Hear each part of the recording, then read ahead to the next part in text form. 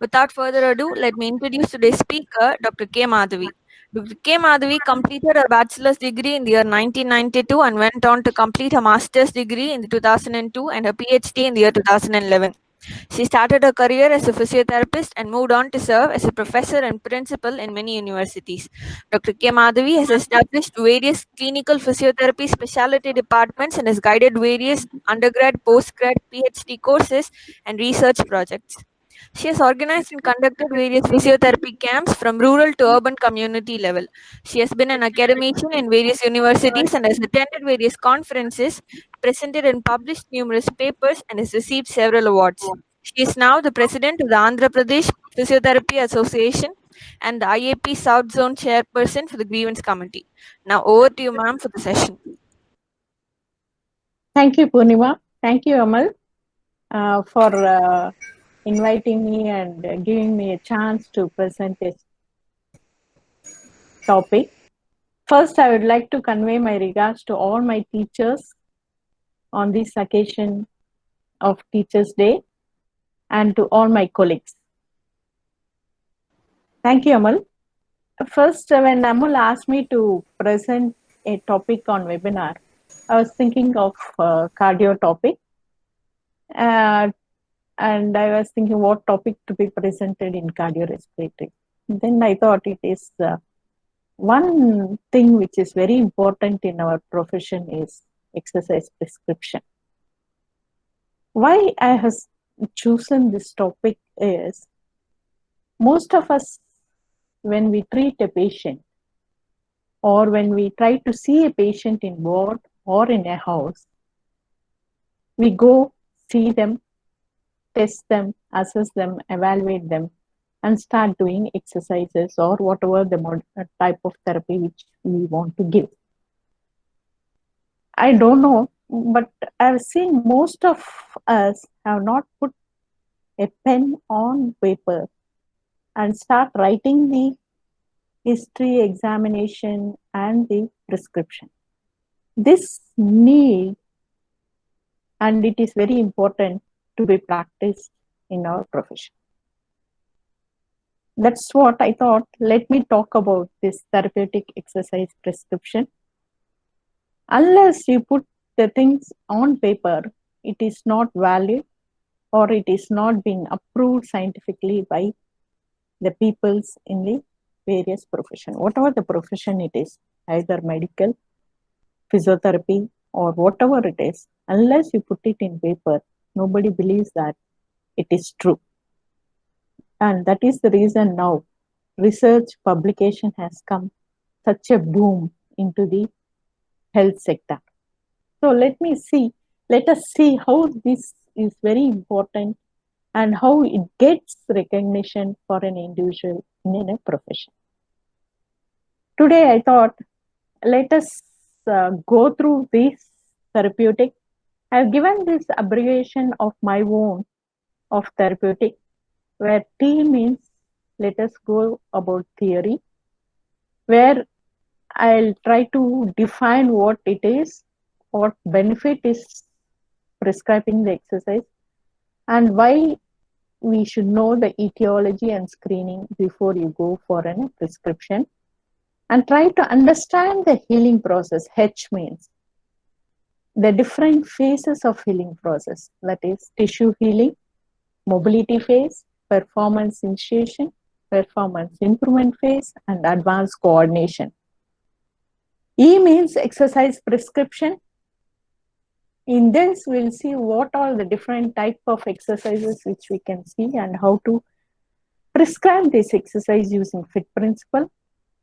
R means rate of progression, where the intensity, duration, and frequency is used as a baseline to progress in an exercise and adapt an exercise.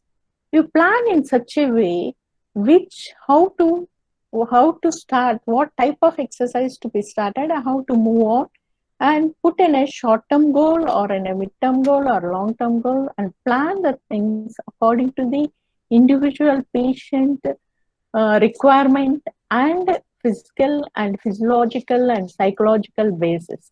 You plan the things. That is called as a planning. Whatever you plan, try to execute it in different modes of exercises with the fixed principles, and try to know what is the purpose you are trying to execute it within a therapeutic benefits, and this how it can be applicable in different clinical conditions. I have quoted a few in my presentation, and ultimately we are doing this to have an curative purpose, preventive and therapeutic way to enhance the quality of life and well-being. This is what I'm going to do today. So when you see in a model of exercise prescription and referral form, this is what usually we should try to follow, where we should write what type of exercise. It's only in a example, it is aerobic and strength. You can do anything, electrotherapy modalities or exercise therapy modalities, whatever you choose, whatever the type of exercise or modality or therapy you're going to do, select that you need to mention, and you should be able to mention the dosages, how many days you are going to give, how many minutes you are going to give, what should be the intensity, and what is the total things which you are going to do, and Ma'am, what was extremely sorry for interruption, ma'am. yeah. There's again sharing by somebody else. There's an interruption upon sharing. Can Okay, you again redirect, ma'am? okay. Same process. Extremely sorry for interruption, ma'am. Yeah. Members, I request you not to share in between, please. Please be cautious while sharing.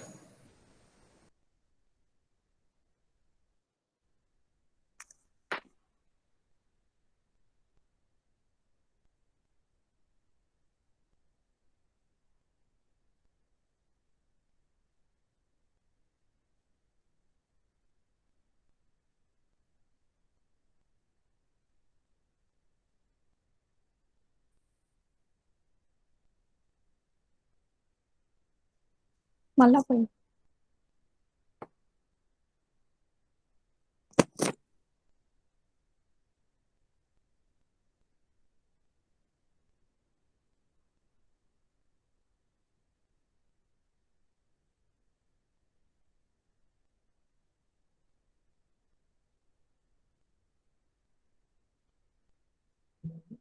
you're able to see. Yes, ma'am. Yes, ma'am. Okay. Thank you. So this is what it is in a model, but we can frame our own, and we have such one thing in my institute also. In that our institute, we have taken up outcome measures. Only the dosages we have not included. We'll try to include those dosages. Those exercise prescription form, which I have done in my department, we started doing it because there was an NABH which was coming. So this made us to do that, and we have done one like that.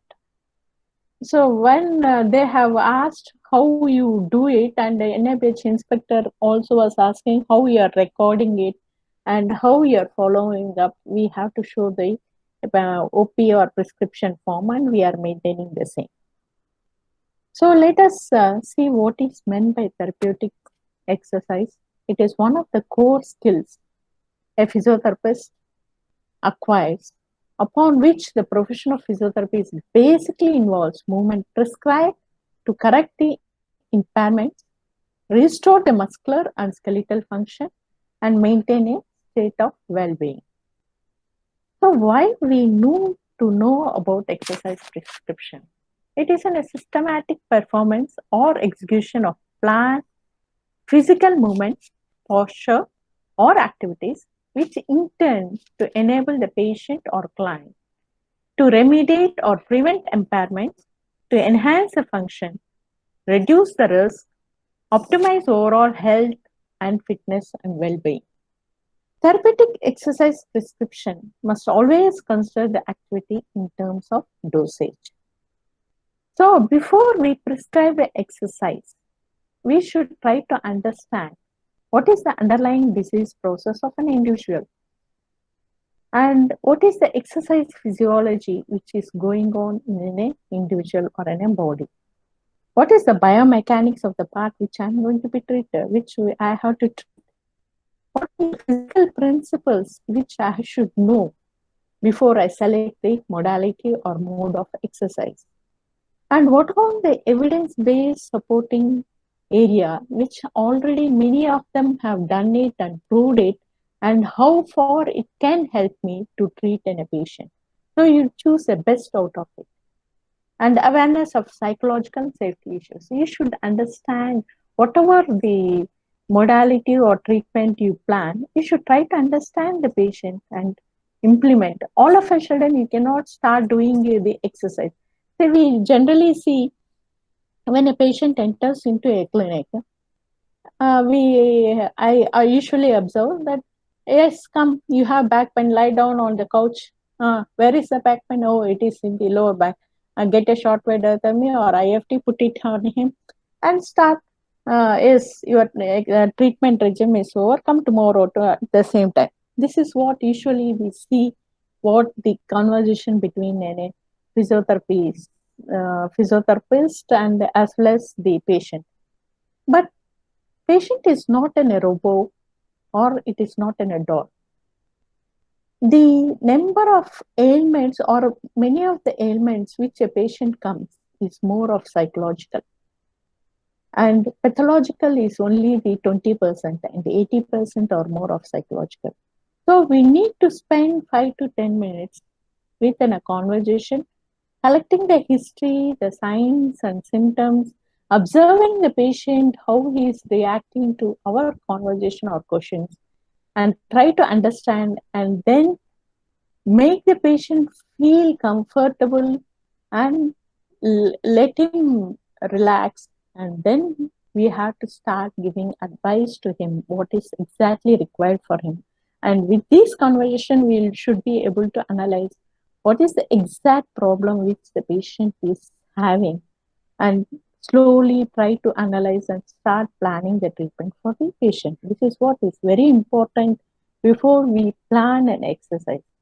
The understanding of psychological status of a patient is very important before you start any treatment.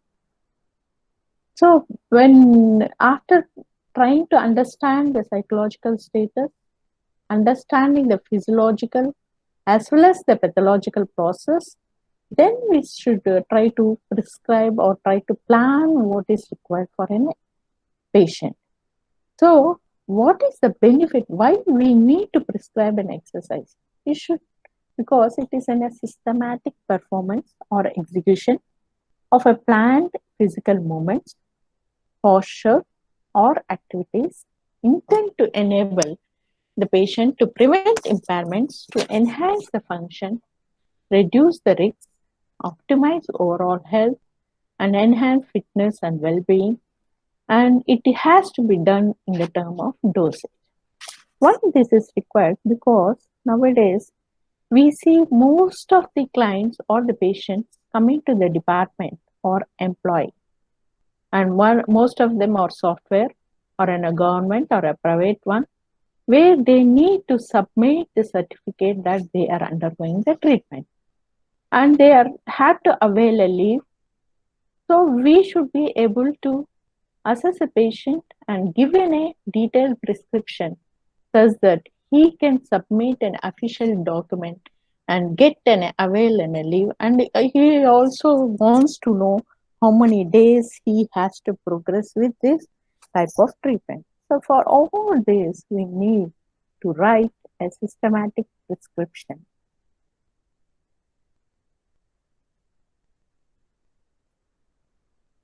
So after having the awareness of the knowledge and other things, the screening, as I was saying, the screening is very important. I'm not going into depth of screening in this presentation, but a word of it is, we have to screen a patient before we start doing the treatment. So try to understand the clinical symptoms of the patient, know about his personal habits, know about his medical history, know about his social history and economical status, And looking about the physical structure, you will be able to know what is his nutritional status, how he is an obese or he's lean, thin personality, or he's been malnutrition or whatever it is. And try to know the drug history. From that, you will be able to know, is that a complication of it or anything else. Try to know his musculoskeletal related to whatever the signs and symptoms he has come. Try to understand the neurological function of an individual, and depending upon the age factor, try to understand the modifiable and non-modifiable factors. And seeing the face of an individual, try to understand the psychosocial status. All this screening is overall screening needs to be done before you go into prescription. And the screening we have it's a very big topic of screening.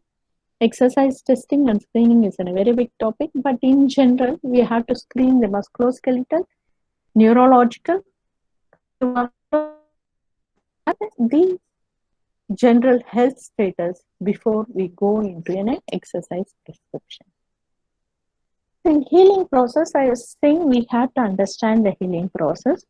When I say the healing process, it can be in a musculoskeletal conditions, it can be in a neurological conditions, it can be in a cardiovascular, or it can be in a oncology conditions, or it can be in a women's health related conditions, or it can be pediatrics or geriatrics. It neurological or cardiovascular impairments or any musculoskeletal impairments.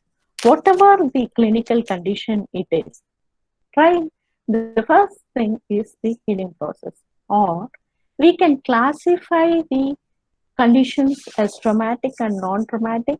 In non-traumatic, it can be inflammatory or infectious, or it can be degenerative, it can be congenital, or it can be any other condition.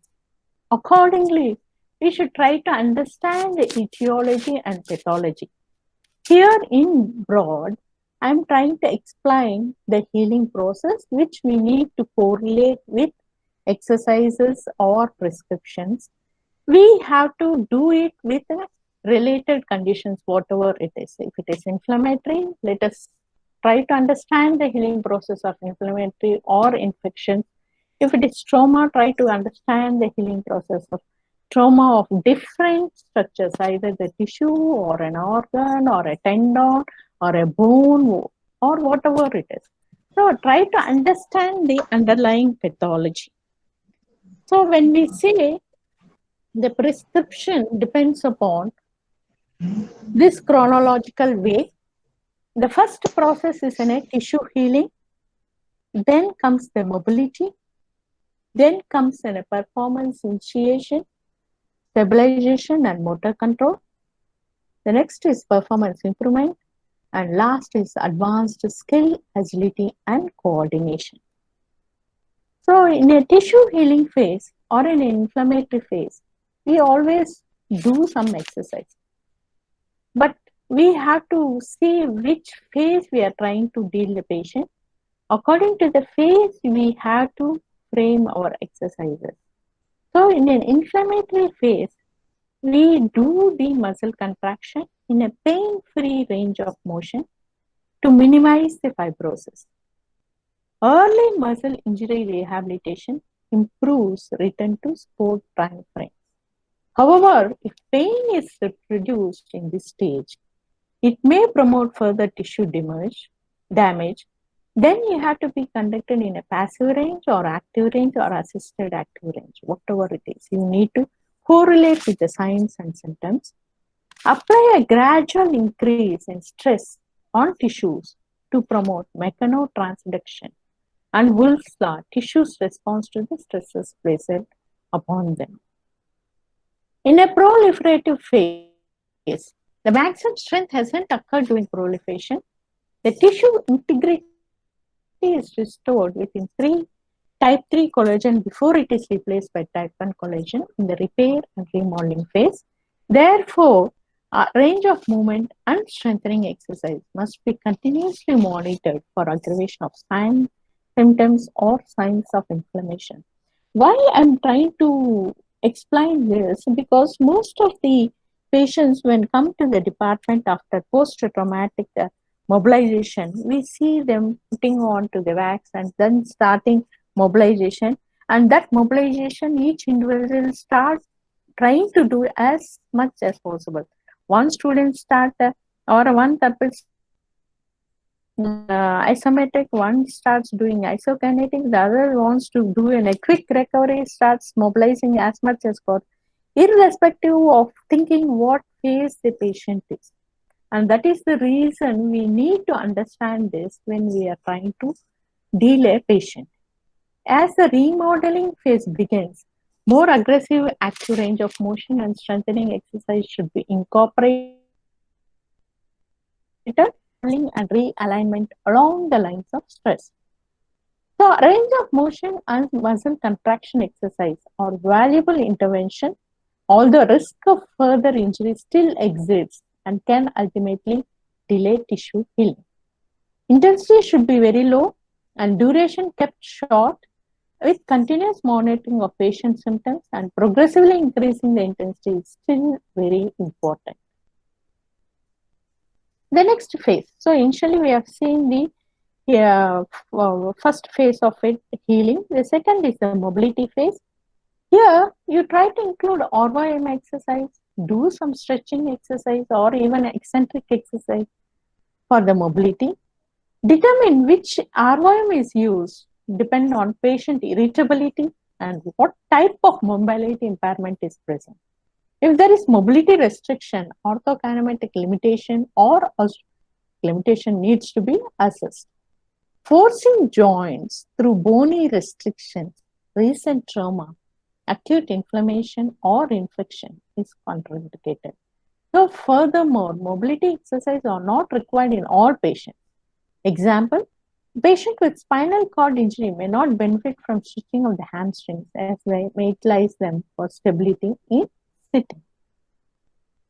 So it doesn't imply the same for all. It varies with individuals. Full mobility, that is in performance initiation phase, is also not required to begin this stage, but a pain-free range to exercise is very essential. Exercise in this phase are completed daily with a high number of repetitions and low weight, that is less than 50% of 1 RM for isotonic and 25 to 50% of maximum volume contraction for isometrics, which allows the body to maintain predominantly aerobic supply of energy. Now, how to initiate improvement of muscle requires neural, vascular, metabolic, and muscular contribution. Muscle contraction and initiations are essential to enable full tissue healing as they induce tissue adaptation, introduce stress, and aid in joint stability and motor control for functional activities. Concentric, eccentric, and isometric exercise can also be used in this phase. To distinguish their use between phases, the dose parameters are manipulated. To decide the most appropriate muscle action, apply the principles of specificity, that is, does the muscle need to act eccentrically or concentrically or isometrically? Does it need to work in an open chain or in a closed chain environment? The next one is in a performance improvement phase. This phase requires specific and accurate prescription depend on functional tasks that are required, that is, biomotor abilities are most involved in this function task. That is, example, strength, hypertrophy, power, and endurance and muscle contraction. While there is a crossover effect with the biomotor abilities, it is important to apply the principle of specificity to the patient's functional limitations to determine their training goal, as this will result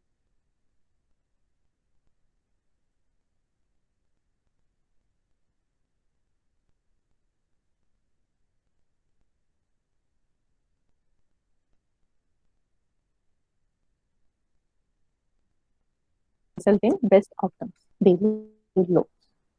So what environment? Well, optimal factors or positive impact or negative impact rehabilitation. Once the training goals component has been identified, the muscle actions, loads, repetitions and sets, positioning, order, rest periods, velocity, and frequency parameters are decided. So this is very important. So it's not only giving some treatment, but you should always know what type of treatment, how long you are supposed to give, how many times you are supposed to give, how to give, and when to give, and what is the rest periods. These are very important when you decide about the exercise. The next one, last. So you have taken up one movement. So you improved the knee joint, you have improved the quadriceps, you have improved the dorsiflexor. But patient, when you say him, the patient, I see you came within a joint stiffness. Now you have achieved 110-degree knee joint flexion and dorsiflexion has improved. But he's not able to walk. He cannot walk freely. He is trying to limp. That the coordination, the skill movements, he is the one who has to walk or he has to do the activities with lower limbs. Then we should see what is the skill movements which needs to be improved. This is called muscle performance without signs of tissue or mobility limitations. Integrate the components to higher level coordination and skill movements by adding plyometrics or manipulating body position, surfaces, resistance, agility, or coordination. So it is not only the improving the muscle strength or ROM or NA endurance, it is the way he utilizes, the patient is able to utilize the movement which he has acquired to whatever his capacity or what he can do. Accordingly, if he can do, that is called as a coordination phase. So, the first part we have been going through what is meant by exercise prescription and try to understand, we should try to understand the patient, screening should be done, then try to understand the etiology and pathology of the patient and then go for a next part of it is called exercise prescription. So when I say prescription, it is for various diseases, it can be different. And there are electrotherapy modalities also, but I have not included these electrotherapy modalities in my webinar because electrotherapy modalities itself is another big topic to be discussed.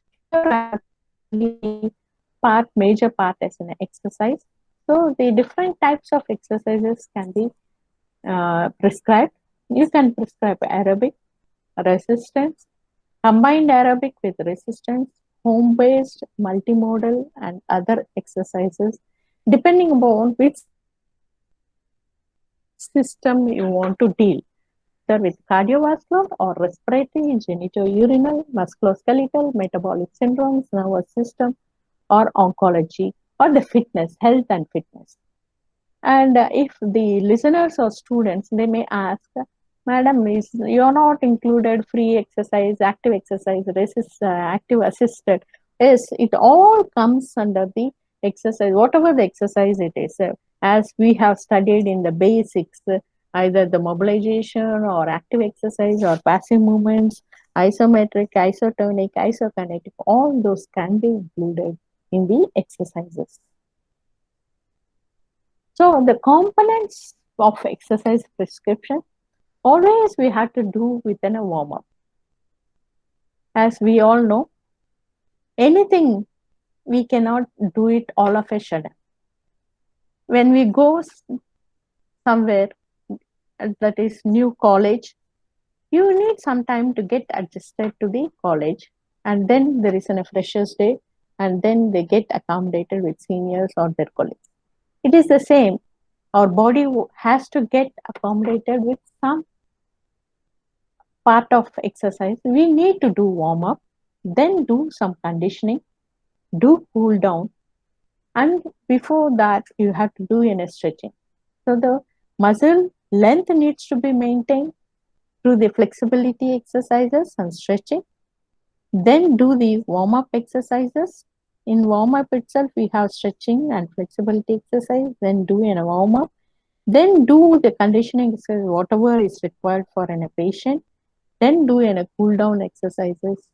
These has to be what is that? This is in a formula or in a base where we have to do it before you do any exercise prescription. You have to remember these things when you start in a plan for a patient.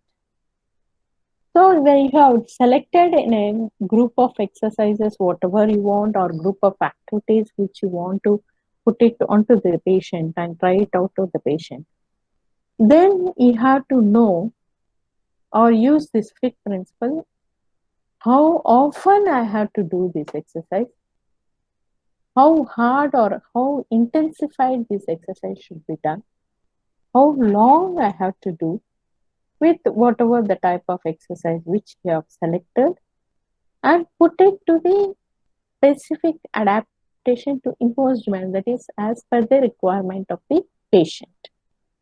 This needs to be kept in mind when you are doing an exercise prescription. So you select the activity or an exercise, try to understand how long he has to do it, how intensified, that is, you need not start the intensity early, but gradually you will be increasing the intensity and the frequency as per the requirement of the patient. This needs to be understood by us. So the fit principle of exercise is an individually tailored exercise program. So it varies within a patient to patient. The frequency, intensity, time, type, or volume and progression. The exact composition varies depending on the characteristics and goals of individuals, and it is revised according to the individual response. We give it and see how the patient responds and try to modulate again and see whether it meets the need and he's got any limitation, and see the adaptation, how the patient gets adapted to the exercise, and try to evaluate the evaluation of goals and objectives of the exercise program. So the next one, we have framed it, we have decided this is what we need to do and this is what the dosage is required. Then gradually we need to progress it and try to adapt it. That is what we need to do is the next phase. How the progression can be done. That is, we are trying to increase the volume. This volume has to be increased, as I have been saying, with intensity, duration, and frequency, which is tolerated by the patient without an increase in symptoms. And the amount of volume increase depends on current function versus functional goal. And increase is represented as next, you can see the model, that is what it shows, the red arrows through the upper models. And change the exercise challenge in the total exercise volume. It can be applied when an increase in volume may not be indicated because of tissue healing stage, or it can be increased in volume exaggerations according to patient symptoms, or if patient contextual factors inhibit the ability to increase this volume, that is physical job. So this is what is in a one chart which has been shown, flow chart. So you have to consider the tissue repair training principles, which have been discussing till now. The same is being depicted in this flow chart. It is the tissue repair. It is the understand the tissue repair. Try to know about the training principles. Try to understand the load management and monitor the recovery and put on the motor learning such that he can acquire the skills with the whatever the stages which he has. And here you can see the visually understand the progression or regression of an exercise. So progression or a regression of an exercise, it increase the total volume within a repetition, sets and tempo. Change the exercise challenge with a biomechanical, cognitive, neuromuscular and physiological understanding of the patient. So what is the visual aids? See, you have to create the goals, list the goals and start choosing the exercise. Plan. Now you plan what is required. So there are different exercises. I have listed this. There can be different type of exercise depending on the conditions, but in general, we try to do the flexibility exercises, we try to do strengthening exercise, we try to do endurance exercise, aerobic exercise, balance and coordination. Sometimes it so happen we do in a combination of exercises. We start with the flexibility, combine the strength, combine the endurance, combine the aerobic, and combine the balance and coordination. But the intensity of each exercises we try to change according to the recovery and according to the requirement. For example, a patient of hemiplegia comes to the department. So first stage, I start doing the flexibility exercise or whatever the latest terminology, whatever we use. We try to start doing the neurodevelopmental techniques or Bopart techniques, whatever the techniques which we are trying to do. Our main goal is to improve the movement of a patient. So you try to do movement for the stroke, and with the movement, I'll also incorporate some of the exercises which can stimulate the neurological system. At the same time, depending upon the muscle tone, I try to incorporate different techniques in the patient.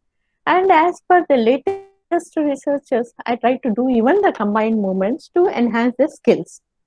So these combinations we try to do in a patient, but when we are trying to do this, we try to understand how far the patient is responding and how far is the muscle properties or the whatever the pathology is present and how we need to do it. So accordingly, try to increase or decrease the dosage of different combination of exercises for a patient.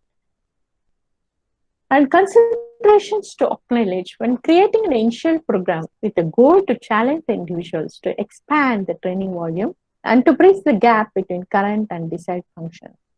Which muscle group required training? Which other muscles work with it?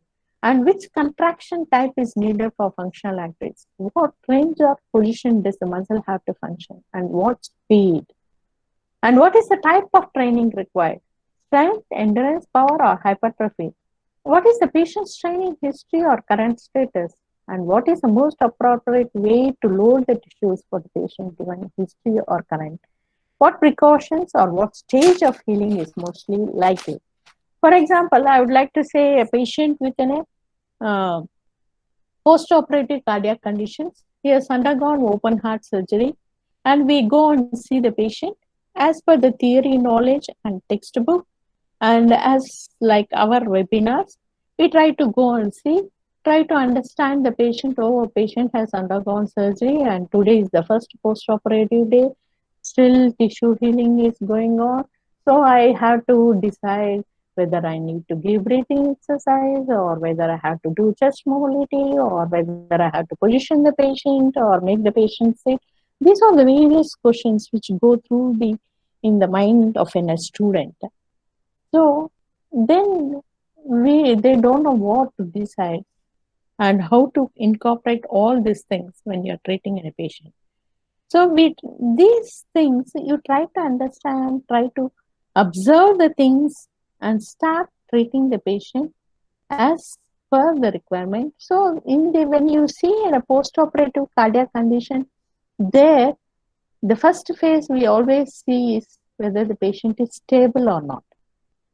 So the stabilization of vital parameters is very important in those cases. So there we have to think about stabilization of vital parameters and prevent the complications of the surgery.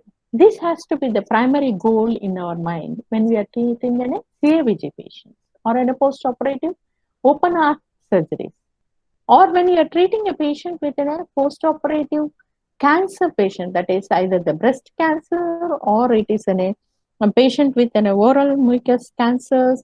Then there we have to see what is the status of the patient, what is the utmost requirement which is required for the patient. There the difficulty is with a ventilation or difficulty with ventilation or within a difficulty of a movement pattern or the those are the things which are very important. It depends. Mastectomy, you need a movement of shoulder is very important. If it is an oral mucus cancer, movement joint is very important for them. And there we have to concentrate on the jaw movement. So depending upon the conditions, we need to understand what is of a patient, and accordingly we try to understand. Everything may not correlate with the tissue healing process or in a pathological condition. We have to understand what is exactly required for the patient and try to correlate the things and start doing the exercise prescription. So this is the basis for it, but we have to correlate with other vital symptoms also before you go for any type of exercise and fit principles. So basically it is the flexibility, muscle strength, muscle endurance and cardiovascular endurance. Within a fit principles, as you tell, frequency, how many times you have to do in a week. That is cardiovascular endurance. If you are concentrating, it is 4 to 5 days per week.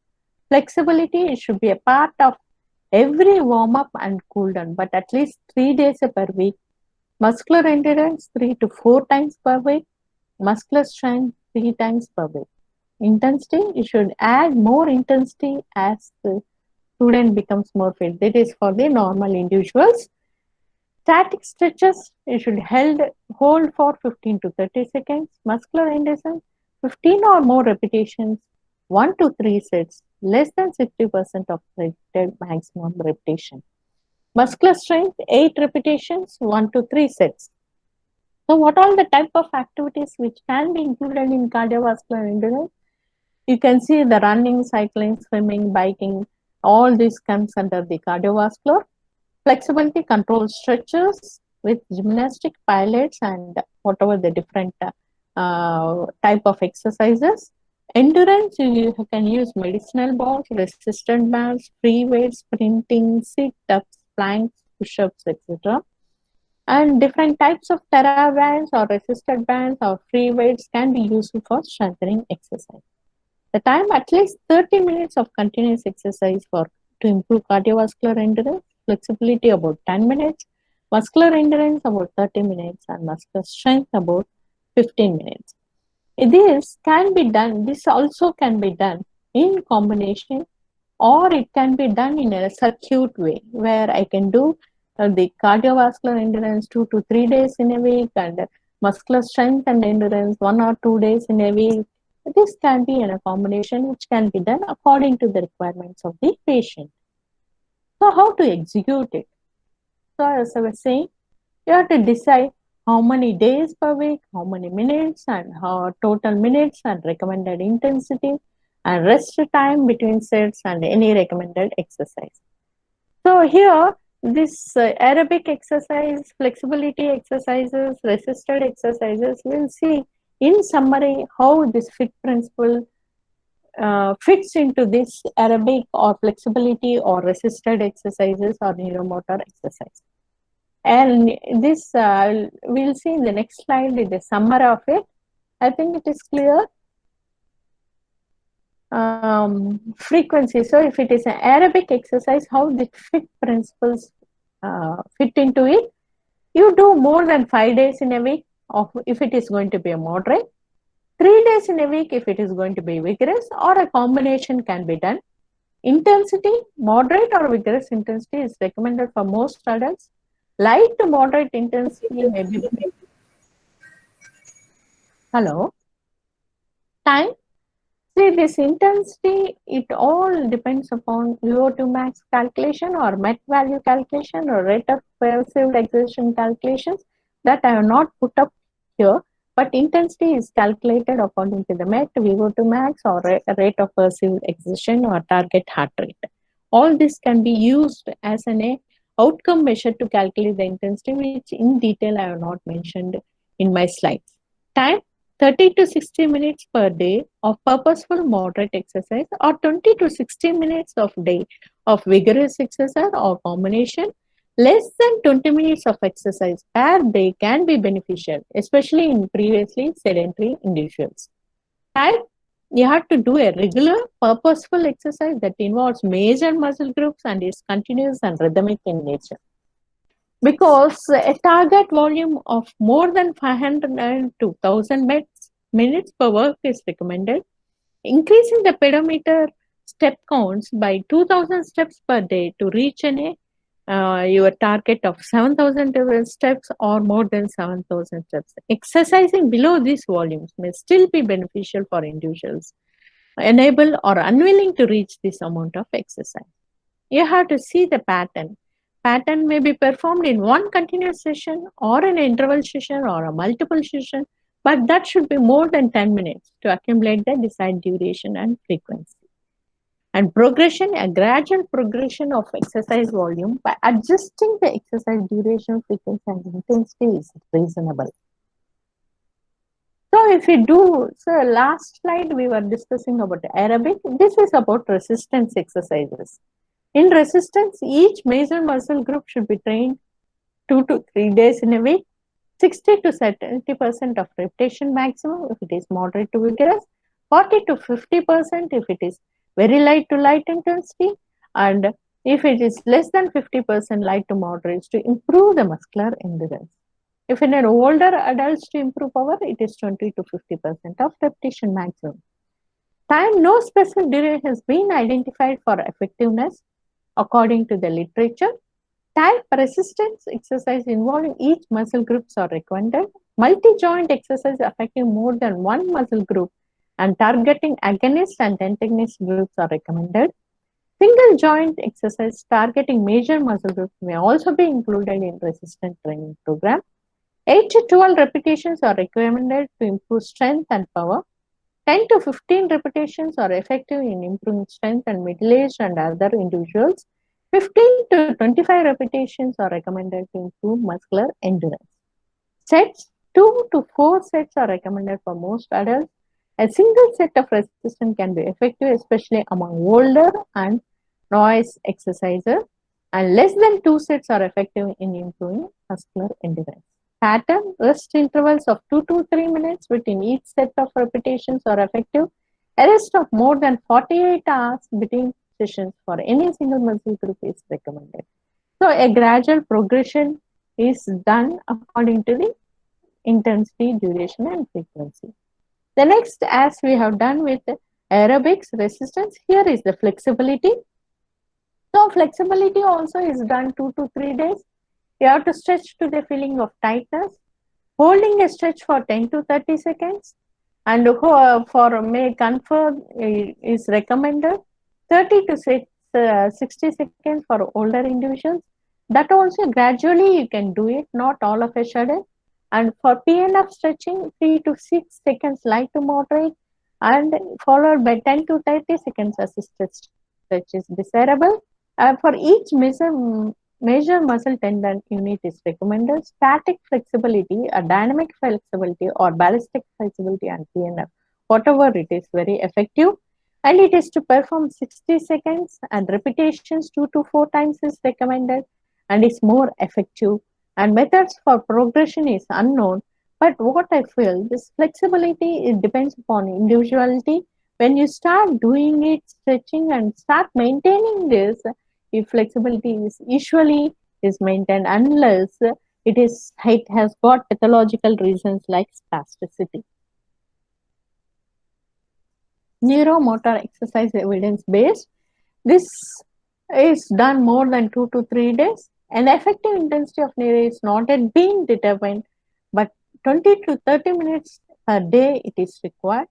You need motor skills like balance, agility, coordination, gait, proprioceptive training, and multifaceted activities for motor controls. And it is in effectiveness in younger and middle age not been netted, but there is a probable benefit. Optimal volume is number of repetitions, intensity is not known, and optimal pattern of performing neuromotor exercise is also not known, and method of optimal progression is also not known because it is multi-system involvement in neuromotor, and the pathology varies with different pathology of neurological conditions. It varies with upper motor neuron, it varies with lower motor neuron, it varies with the pathology of different lobes and different levels, either it is spinal or it is an upper motor. So it is not so specific. It varies from individual to individual and from case to case. So how to utilize this? So this utilization depends upon the need of an individual, which I have been repeatedly saying in my slides that it always varies with the specific needs of an individual patient, geared within a person's comorbidity and age. So we need a careful screening, including history collection, physical examination, patient's capacity for physical activity, as well as survey of goals and interests. Greenman's idea of exercise, he says that restoring of length, strength, and control of muscle function as the process of treating muscular imbalances. That is, sensory motor balance training need to be done, stretching of short, tight, hypertonic muscle to symmetry, strengthening of inhibited weak muscles, and restoration of symmetric movement patterns and aerobic conditioning. Whereas Mikkel and colleagues, yes, they reveal that stage 1 involves detection and remedy of incorrect motor patterns. Stage 2 is stability of joints throughout the body via exercise and education with a focus on spine stability. Develop the endurance and apply prior skills to daily activities. And step 4 and 5 are for athletics and to include training, which includes strength training, speed, power, and agility. So with these concepts, whatever the concept, either it is Miguel or a Greenman, they want to say correct the pathology, then try to correct the muscles, then because we know that muscle is the one which is going to act on the joint. So joint to be stable, we need the neurological conditions to be coordinated, either it is proprioceptors, joint receptors, whatever it is, it has to be coordinated.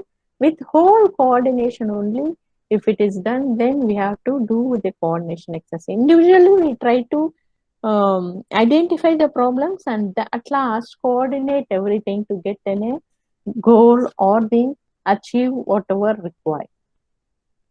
So an important skill in rehabilitation is to able to identify appropriate impairments that are contributing to the activity limitations, which aids in prioritization of exercise. So if an impairment has been linked to activity limitation, consider, is this impairment amenable by physiotherapy? What are the potential negative effects of exercise for that impairment? What is the cost-benefit ratio of exercise for that impairment? Can it lead to future impairment if left untreated? So, before you decide everything, try to understand how far we are going to play a role and what is our active role in it and how far we are going to benefit the patient by selecting our exercises. So, where it is indicated? Now, I've been talking this exercise prescription in general. It varies from individual to individual. I'm going to show some of the few slides of few clinical conditions, but it varies from one individual to another individual. But basically, what is my request is, whatever the condition it is, please try to understand the condition before you do an exercise. And that exercise, you put it in a paper in the form of prescription, which gives lot of clarity for you as well as the patient and gives an upliftment for the profession, and that gives the recognition, and that gives a recognition to the profession what you are. So when you want to do an exercise, basically physical inactivity, which can decondition, and muscle weakness, which can lead to poor physical functioning and performance, frailty or disability. And there again, we had to go for exercise. So when you do exercise, increase strength and fitness, improves physical and function and performance, avoids the disability, and improves the survival and well-being. This is about pediatrics. Kids and teens, ages 6 to 17, need 60 minutes of activities every day. Most of that 60 minutes can be moderate intensity aerobic exercise, at least 3 days a week. Encourage them to step out to vigorous exercise so they are breathing fast and their heart is pounding. This helps to improve their physical, psychological, and immunity status in an individual. This needs to be adapted from childhood such that when you grow older, your immunity is maintained. As a part of their daily 60 minutes, kids and teens also need to do muscle strengthening at least 3 days a week and bone strengthening activities at least 3 days a week to get bones to get stronger, running, jumping, and other weight bearing activities. So make whatever the activities more joyful and playful and attractive for kids, such that they enjoy what they are doing it. For diabetes, you do the flexibility exercises, strengthening exercises, resisted exercises, endurance exercises, and stretching exercise. It's need a combination of everything to have a modulation of your metabolism in diabetes. This group of exercises can be incorporated for a cardiovascular patients where you start with mobility, then go for strengthening, and then the resisted exercise and endurance exercises. These cardiac rehabilitation usually understood as 3 phases: stabilization phase, recovery phase, and maintenance phase. Stabilization phase, where is the initial phase after the impairment or after the surgery or after myocardial infarction, till the vitals are stable and the patient is stable. We try to maintain the ventilation strategy and mobility of the chest and peripheral. The next is the recovery phase. In recovery phase, very slowly we bring him to the ADL activities and functional activities based on his target heart rate. And in the last phase is the maintenance phase, where in the maintenance phase, depending upon his target heart rate, you try to frame the goals and try to implement each and every exercises with intensity, duration, frequency, so that he maintains his target goals and do the functional and activities and have a quality of life.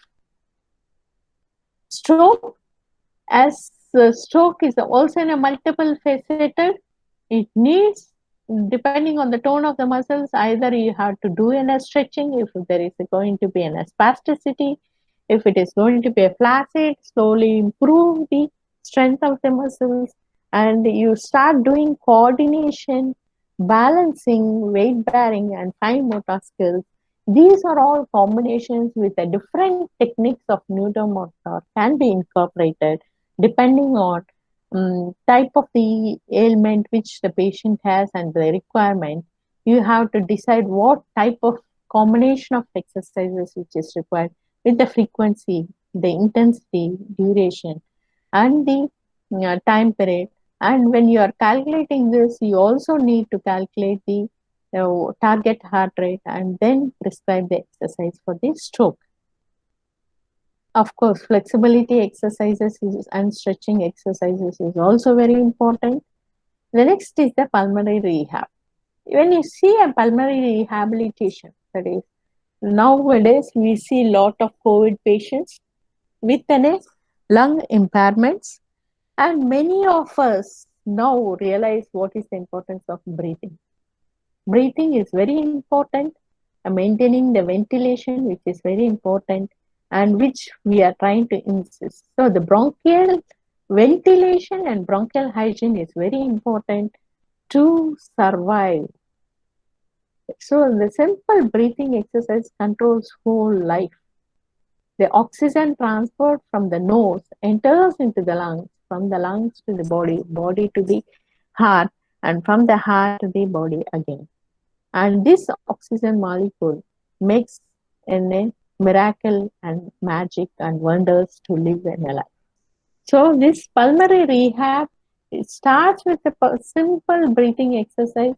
See the oxygen saturation, do the peripheral mobilization to improve the oxygen utilization and transport, and keep the mentally stable so that he is able to do the exercises, and try to monitor the pulse oximeter and saturation levels, and gradually progress the exercises, either the breathing or the peripheral mobilization, and slowly recube to the normalcy. That is what we try to incorporate in pulmonary rehab with the type of exercise, whatever we select, with the frequency, intensity, and time, and whatever the mode of it.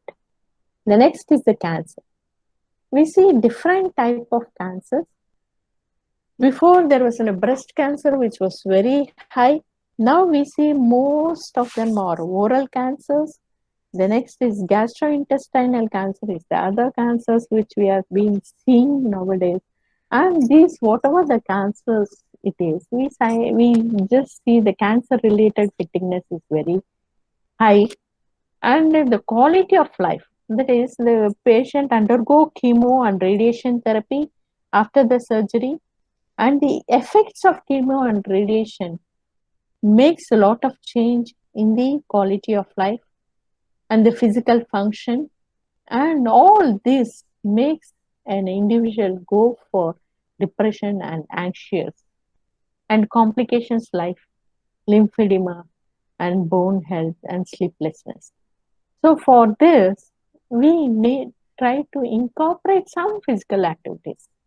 As it is given here, aerobic and resistance, practically it may not be so feasible to start with aerobic and resistance, but very slowly we try to do the physical activities, try to enhance the physical activities, and then try to incorporate aerobic. As they improve, then we go for resistant exercise. Here also we try to do a combination of exercises in a oncology cases. Either it is in a mastectomy cases, or in a cervix removal, or a oropharyngeal cancers, or whatever the type of the cancers undergoing surgery or chemo or radiation. It's quite difficult to handle those cases. Very slowly we need to incorporate the exercise and progress the exercises for the patients with cancer. This is in a post-traumatic depression coping strategies. We see individual who has undergone trauma, especially head injuries. We have to bring them back. So this post-traumatic, we see the different phases of post-traumatic head injuries. That is concussion, contusion, or those things which you find most difficult people to handle.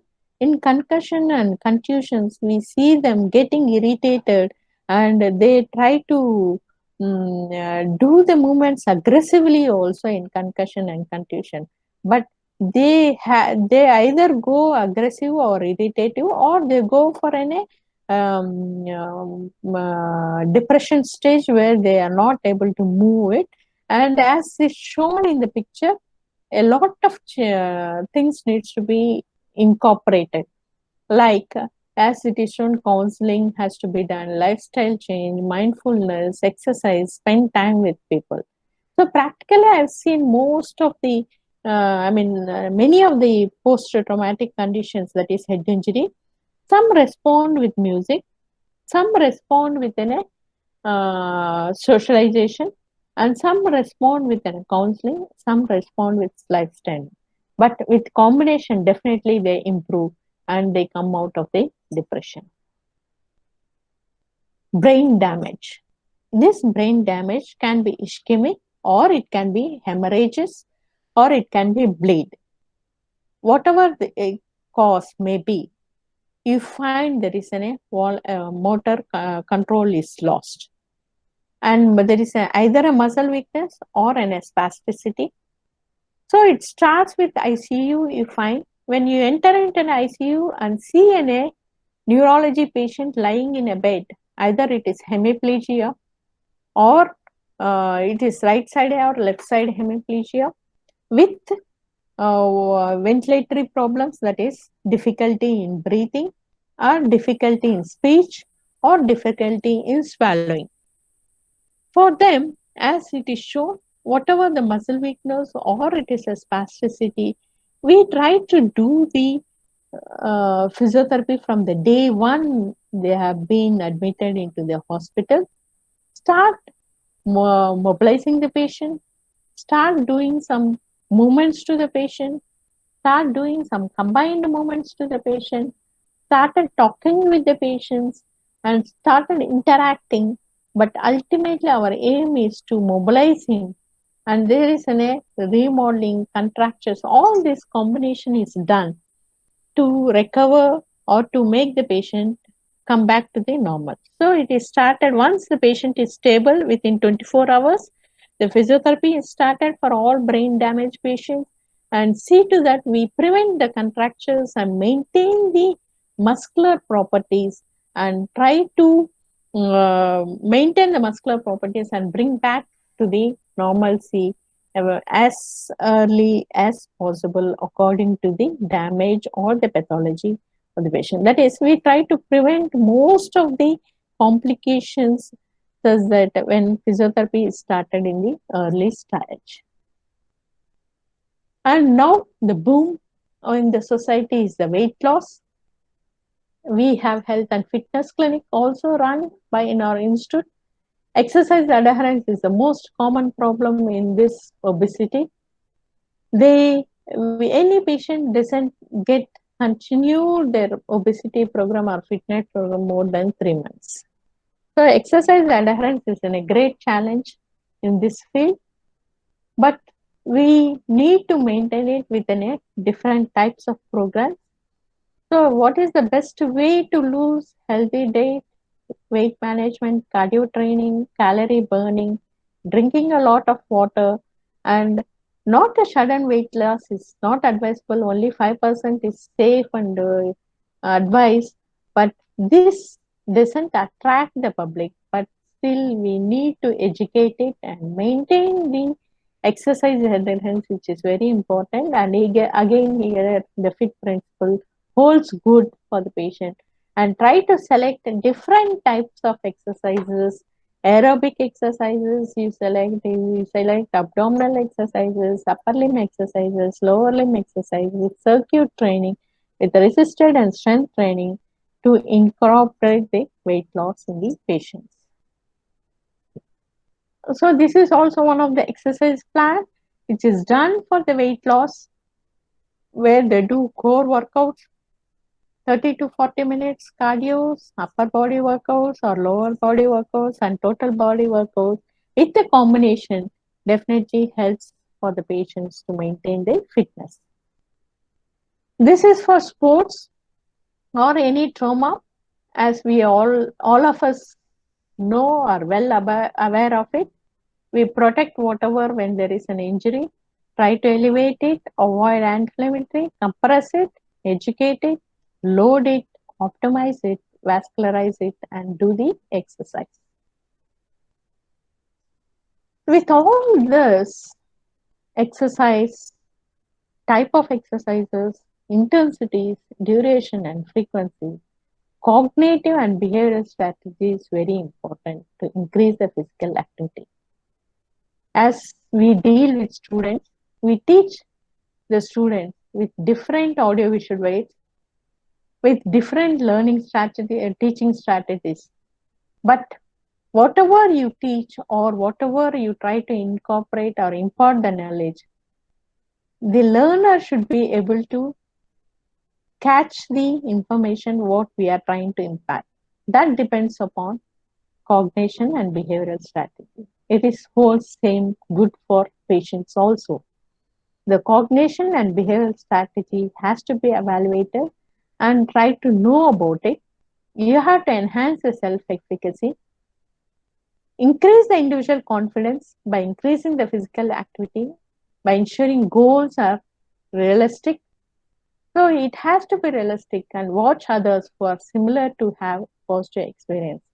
And that is the reason we always have to say the patient how many days he recovers and what is the reality. Very slowly we have to incorporate and say them what is the reality of the situation, what they have, and try to make them understand about their situation and start doing exercise. And set the goals for individuals, which has to be specific, measurable, action oriented, realistic, timely, and self determined. Reinforce individuals to reward themselves for meeting behavioral goals. Social support is very important for physical activity from family, friends, and co workers. Let them monitor themselves through physical activity log, speedometer, or smartwatch, or technology device, or any other outcome measures, which it depends from patient to patient. Problem solving help individuals find ways to overcome barriers to physical activity. Prevention, prepare them for their physical activity and develop the plans for overcoming them and lapses which do not become relapses. So with all this, when they do an exercise, let them evaluate them whether they have a soreness or energy, how to make it easy, moderate, and hard, how they can feel after the first set of exercise, whether it is fresh, moderate, or fatigue, and try to change according to the intensity, duration, and frequency of exercise, repetitions in response, or rapid rate of perceived exertion, or number of sets. This can be evaluated and try to change or progress or modulate the exercise, whatever you are trying to put it to the patient. So with all this, I hope I could convey the message that exercise prescription is a very important thing to be practiced in our profession to uplift ourselves, and which shows or which proves us that we are doing the things in a scientific way with an evidence based, and we have an evidence to say that this is what is which makes a progress in a patient and makes the patient to achieve the goals. So with that, to achieve that, you should understand the etiology, pathology, try to identify the appropriate exercises, improve with the fit principle or the basic principles of exercises, and progress according to the signs and symptoms or response of the patient, and use it therapeutically or in and conditions whatever it is required. So this will help to have a curative, preventive, and therapeutic regime to improve the quality of life and well-being. Thank you. And this session, hope I'm able to convey the message. If any questions, I'm ready to answer. Thanks a lot, ma'am. Thanks a lot for such an elaborative presentation. It was mind-blowing. And dear members, the session is open for questions. Amal? Yes, sir. Krishnasamy, sir. Yeah. Yes, sir. Yeah. Madhavi, I hope you are doing well. Yes, sir. Fine, sir. Yeah. I have two questions for you. Yes, sir. So when you approach a lady or a patient with an obstetrical and gynecological problem, Yeah. there are three stages. Yes. Premarital life, marital life, and Yes. postmenopausal stage. Yes, sir. So the common problem in our country in premarital stage is PCOD, polycystic Yes, ovarian sir. disease. Yes, sir. Most of the school-going and college-going girls Yes, sir. are suffering with PCOD, Yes, sir. which is a major cause for infertility. Yes, that's true. I wanted to have any therapeutic exercise prescription for a lady with PCOD or a girl with PCOD. Yes, sir. And the second part of the question, do you have an exercise prescription for Alzheimer's disease or Yes. a progressive dementia? Yes, sir. So the first part of Yeah. Anything else, sir? Yeah, that's all. Two sections of my questions. One is Alzheimer's and dementia, Yes, sir. Another one is the premarital problem, which is common in our country with PCOD. Yes, sir. For Yeah, please go ahead. PCOD, we have been doing with a lot of research projects with the PG students also. The first thing is to enhance the physical activity in PCOD. Okay. And that physical activity, what we found, the combination of exercises is found to be more useful for them. There is an yoga asanas which has helped a lot of people with the combination of strengthening and resisted exercise and aerobic exercises. So this we have framed the aerobic exercise as well as combining strengthening and resisted and concentrating more on the exercise reducing the abdominal and strengthening the pelvic floor muscles, which is the basic concept even in yoga also, the asanas which they have adapted. So that will help to improve the pelvic floor as well as to improve the hormonal changes. And that we have done it. The same thing, sir, we have to do in a combination of aerobic, strengthening, endurance with the combination of yoga asanas. With intensity, duration, and frequency, the same fit principles we use for PCOD also, sir.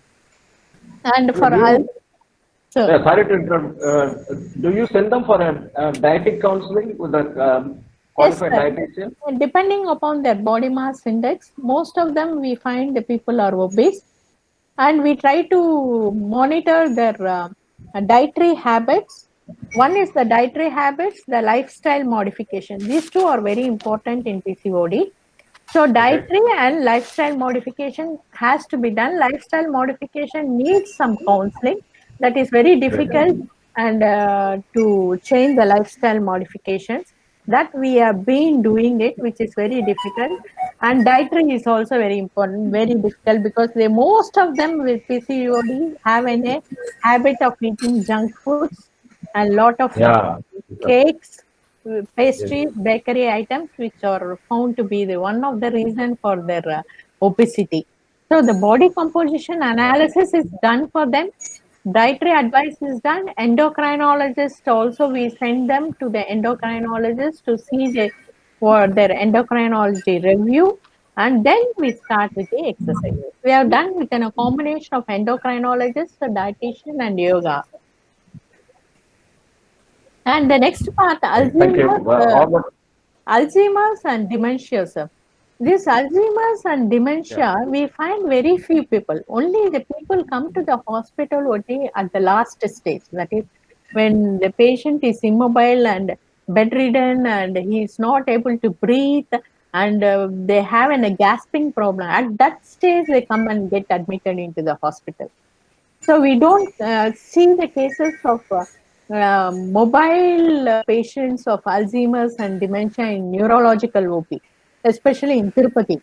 But with my knowledge, what I have got the information, we have in a separate centers of dementia and Alzheimer's disease in Bangalore, a separate center where they try to rehabilitate this Alzheimer's and dementia also.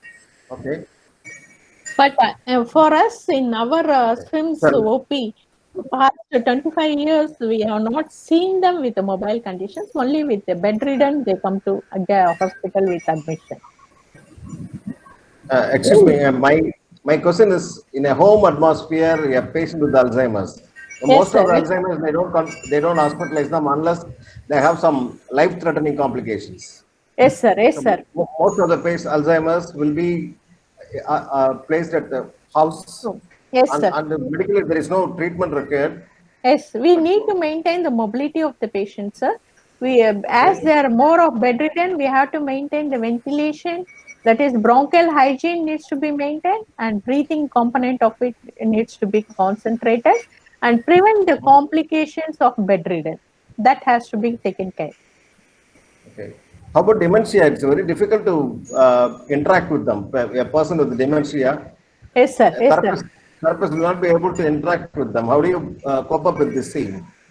So this dementia is not in a single person. I mean Alzheimer as well as dementia, pathological patients, a single person, that is a single healthcare professional cannot deal, sir. We need a counselor as well as a physiotherapist combinedly dealing with them. So it cannot be done within a single person. It needs a combination of healthcare professionals to deal with such persons. Okay. Okay. Thank you. Thank you so much. Thank you, sir. Thank you.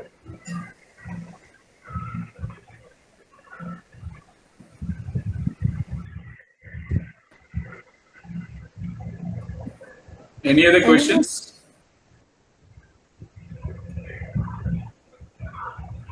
Ma'am, I have a question for you, ma'am. Yeah.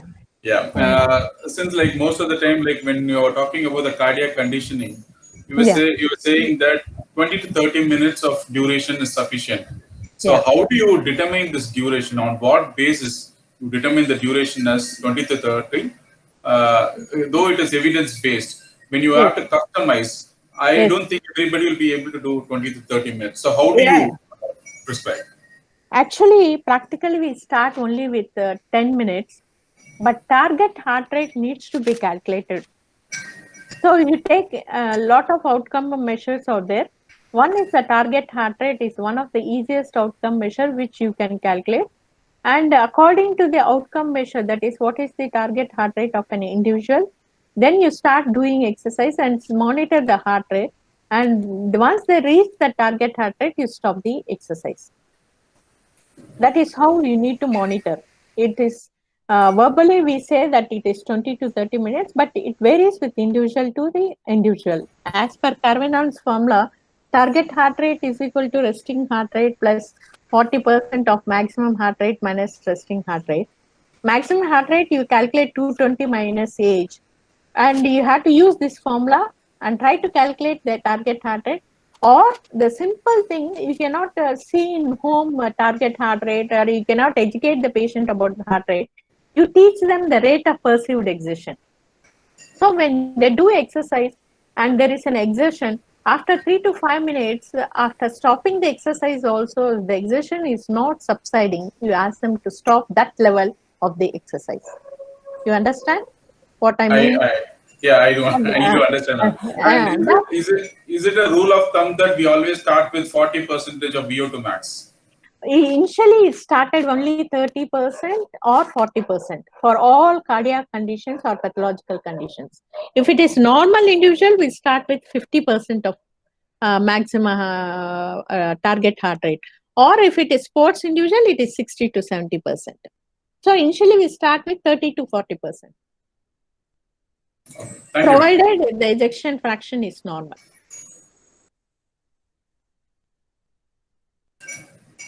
Any other questions?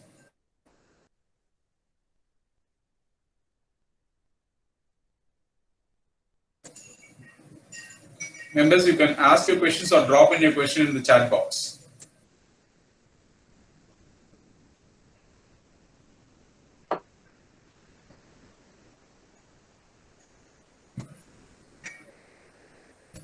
Members, can you drop your question in the chat box, or you can ask your questions to ma'am.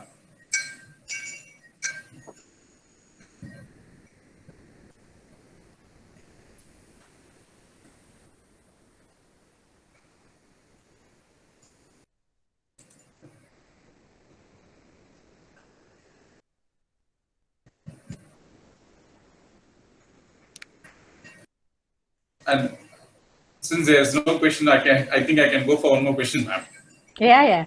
And you were talking about cancer, cancer-related fatigue, isn't it, ma'am? Like, is there any evidence which states that like a certain amount of VO2 max helps in serotonin dysfunction or the cancer-related fatigue? No. Still, there is studies going on in cancer, especially related to physiotherapy. Not of much of literature, because we find that the progression of the cases or the improvement of cancer cases varies from individual to the individual. Initially, the breast cancer was so severe, but nowadays we find the breast cancer, the prognosis is very good. And now when they want to do the conditions or the studies on breast cancer, you find that there is not much of incidence of breast cancer, but we find a lot of gastrointestinal. But very few studies, to my knowledge, I have seen with VO2 max or related to the cancers thing. But I think we have to do further studies related with VO2 max and other things, to my knowledge. There are not much of studies. Thank you, ma'am. Thank you. Any other questions?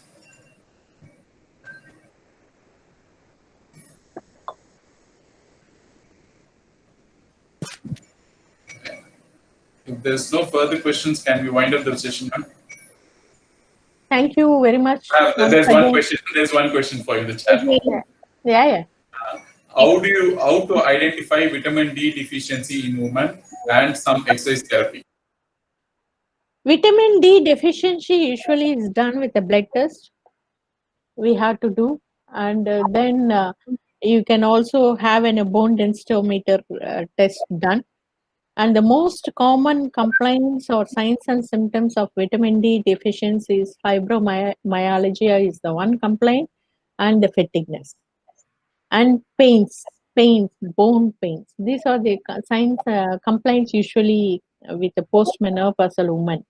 So we need to do a blood test to be done, and bone densitometer has to be done to identify vitamin D deficiency. And once it is done, then you have to start with supplements, which is usually prescribed with Calcitrol sachets, which is done for once in a week for 1 month, and repeated for 4 months, again monthly once. Along with that, we have to do any gradual weight bearing exercise and resistance exercises to improve the bone strength. That has to be done. Very gradual progression of exercises needs to be done with the muscle strengthening, and weight bearing exercises on bone needs to be done. Excuse me. Yeah. One more question. Yeah. That is purely you are telling about the therapeutic exercises prescription. Yes. What about whenever we need to treat patients with orthotics? Yes. That is prescription by doctors you will accept, or according to your plan? Madam, in Andhra Pradesh, especially where I am doing my practice, or what our department, we are not prescribed by any doctors. We are referred to physiotherapy, and we decide what is the treatment required for the patient, especially in Andhra and Tirupati. Of course. It is just referred to physiotherapy. Any experience prescribing orthotics for whenever in need of orthotics? Yeah. Support. Yes. Yeah, you are prescribing. Okay. Yes, ma'am. Here in government, they are doctors or orthopedician or physiatrist. They are not accepting. Yes. Talking about the independency of physiotherapy.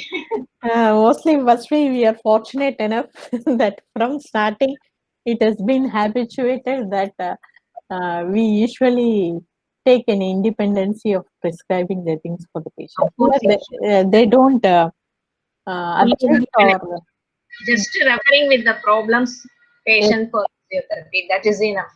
That's all it is done here, ma'am. So we taken a decision, we try to evaluate, and if anything is required, we again refer to the physician if anything is required also. Either even orthotics also we can refer.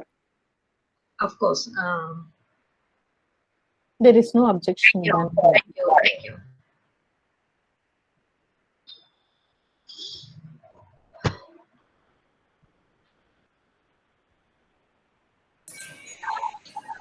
Any other questions, members? Thank you, Madhavi. Thank you, sir. It was a wonderful session. We need to update many things. Thank you. Thank you, sir. Thank you, ma'am. Thanks for your valuable presentation, ma'am. Thank you, Amal. Thank you for the opportunity given, and thank you for the Alumni Association and all my teachers. Thank you, ma'am. Thank you. Thank you, Madhavi. Very nice Thank you. presentation. Thank you. One small doubt, Madhavi. You have Yes, not ma'am. mentioned anything about the posture in your therapeutic exercise. Yes, ma'am. Yes, ma'am. Why? It includes posture also, ma'am. That's what I mean. Balancing, you said everything, aerobics, Yes. balancing, everything you said. Yes, ma'am. Yes, ma'am. It must be I left it, but posture is included along with this. Okay. Very nice presentation, Madhavi. Thank After a you, long ma'am. time. Yes. You had a very good class. Nice, really nice. Thank you. Thank you, Madhavi. Thank you very much. Thank you all, my teachers and alumni.